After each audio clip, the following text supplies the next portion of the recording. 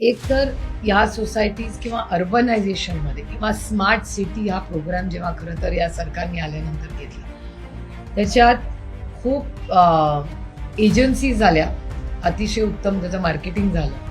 Consultants तर त्याहून उत्तम दिसले, प्रेझेंटेशन अप्रतिम झाली, पण त्याच्यात हजारो करोड रुपयाचा चुराडाही झाला. पण तुमच्या आणि माझ्या आयुष्यात नागरिक म्हणून काय बदल झाला? It is a completely fail project.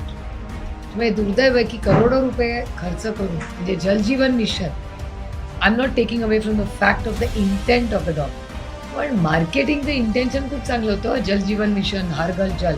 कारण किती पैसे झाले माझ्या लोकसभा मतदारसंघात आणि अमोलदादांनी, आम्ही दोघांनीही आम्ही व्हाईट पेपर मागितलाय महाराष्ट्राच्या जलजीवन मिशन. कारण एवढे पैसे जेव्हा येतात मग त्याचा पुढे खर्च कसे होतात, त्याची अकाउंटेबिलिटी काय, आणि त्याच्यामुळे या सगळ्या प्रक्रियेमध्ये पहिली गोष्ट आम्ही करू की हे जे निधी कशासाठी आलाय त्याचं एक पारदर्शक ऑडिट व्हायला पाहिजे. मी काय आरोप प्रत्यारोप ह्यांच्यासारखं भानगडीत पडत नाही. माझं म्हणणं आहे पहिलं ऑडिट, कुठले पैसे कुठे गेले, कशासाठी खर्च झाले, इथून पुढे एक रोडमॅप करू. इथले STP, पाणी आणि ट्रॅफिक, मूलभूत सुविधा, एवढा टॅक्स आपण सगळे भरतो. मग जर एवढा टॅक्स भरतो तर त्याचं कन्व्हर्जन सर्व्हिसेसमध्ये का नाही होत? हा एक मोठा प्रश्नच आहे ना नागरिकांना.